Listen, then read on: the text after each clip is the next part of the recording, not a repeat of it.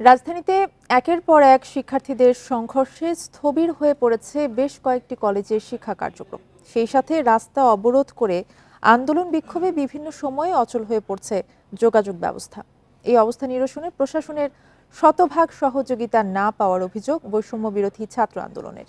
পরিস্থিতি নিয়ন্ত্রণে প্রয়োজনে কঠোর হবে সরকার, পাশাপাশি তৃতীয় কোনো পক্ষের ইন্ধন আছে কিনা তাও খতিয়ে দেখা হচ্ছে।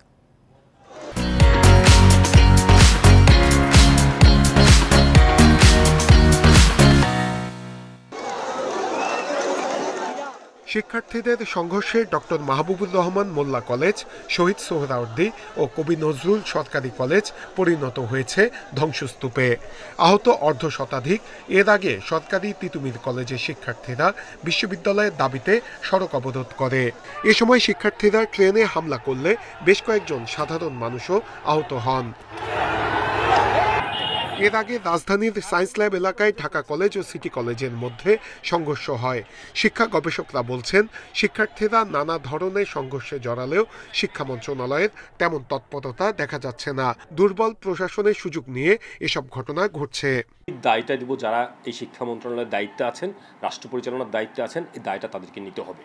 তারা যতই বলুক যে আমরা চেষ্টা করেছি, আমি মনে করি যে পরিপূর্ণভাবে তারা চেষ্টা করেননি, কিংবা চেষ্টার ঘাটতি আছে, অথবা তারা ভুল চেষ্টা করেছেন ভুল জায়গায়। যে চাচ্ছে সেই সড়ক বন্ধ করে আন্দোলন করছে, এতে করে বিপন্ন হচ্ছে জনজীবন।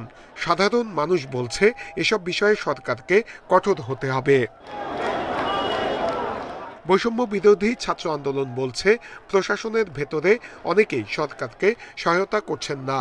এর ফলে এসব সংঘর্ষ ঠেকানো যাচ্ছে না। যে এখানে প্রশাসনের সর্ষের ভিতরে ভূত অবশ্যই আছে, কারণ বিভিন্ন প্রতিষ্ঠানের যারা শিক্ষক শিক্ষার্থী আছে তারা কিন্তু আমাদেরকে জানিয়েছে যে তারা যথাসময়ে কিন্তু প্রশাসনকে জানানোর পরও তারা যে কুইক রেসপন্স করা দরকার ছিল সেটি করেনি।